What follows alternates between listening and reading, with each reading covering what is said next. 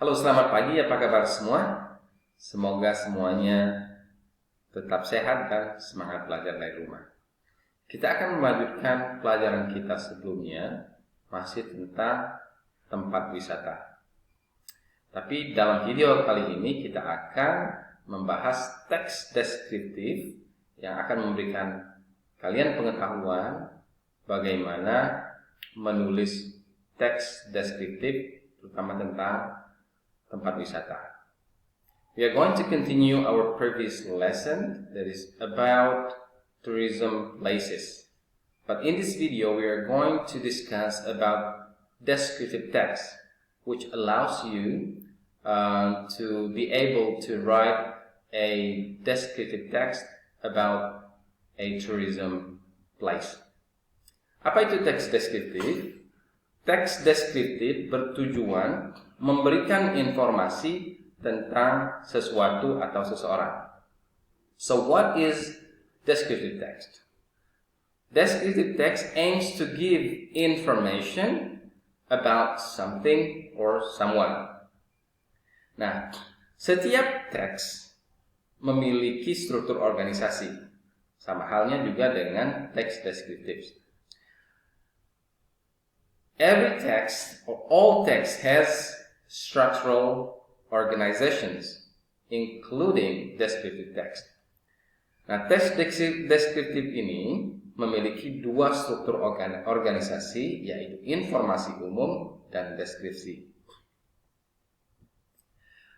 Descriptive text has two structural organizations, namely informasi umum or general informations or general statements, dan descriptions or the details. Dalam informasi umum, penulis menyatakan sesuatu yang akan dideskripsikannya. So in general statement or general information, the writer states about something that is being described. Ya, biasanya ini di paragraf pertama. Normally it is in the first paragraph. Yang kedua, deskripsi. Dalam deskripsi, penulis mendeskripsikan beberapa aspek dari topik yang diceritakan. Misalnya bangunan. Penulis bisa menggambarkan karakteristik dan bentuk fisik bangunan, nilai-nilainya, pendirinya, dan fungsi bangunan. While in descriptions or details, the writer describes some aspects of the topic being described or being talked about. For instance, a building. The writer can describe the characteristics and the physical form of the building, its values, its founder, as well as the function of the building. Okay? Jadi itu struktur organisasi dari teks deskriptif, yaitu informasi umum dan deskripsi. Ya, hanya ada dua. Baik. Selanjutnya kita akan melihat ciri linguistik. Ya. Now we are going to see the language features of the descriptive text. Ciri linguistik adalah bahasa atau karakteristik bahasa yang umumnya digunakan dalam menulis teks deskriptif. So, language features is a general language that is normally used when writing descriptive text. Okay. Nah, ciri linguistik dari teks deskriptif yang pertama adalah topik yang dideskripsikan spesifik. So the first language features of the descriptive text is that the topic being described is specific. Contohnya Masjid Agung Demak, for example, Masjid Agung Demak or the Grand Mosque of Demak. Bukan masjid yang lainnya, not any mosque in general. Yang kedua, menggunakan bahasa untuk mendefinisikan. Contohnya adalah merupakan, yaitu, dinamakan, disebut, dianggap sebagai. And the second one is using a language to define something. For instance, adalah merupakan, yaitu dinamakan, disebut, dan dianggap sebagai. Nah, kita sudah membahas ini di video sebelumnya. Silakan tonton kembali video tersebut. So we have already discussed about this in the previous video. Please watch again that video. Yang ketiga, menggunakan kata-kata untuk mengklasifikasikan dan membandingkan. Contohnya salah satu diklasifikasikan dengan sejenis atau semacam. The third one is using words to classify and to compare.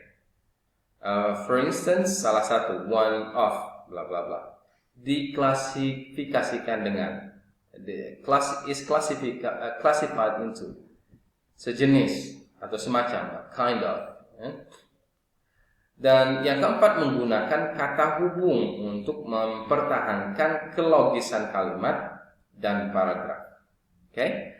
And the fourth one is using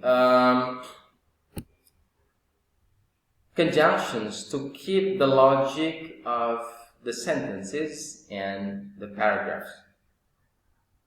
Contohnya selain itu, sedangkan, karena. For instance, selain itu, in addition, or furthermore, sedangkan, while, whereas, dan karena, because.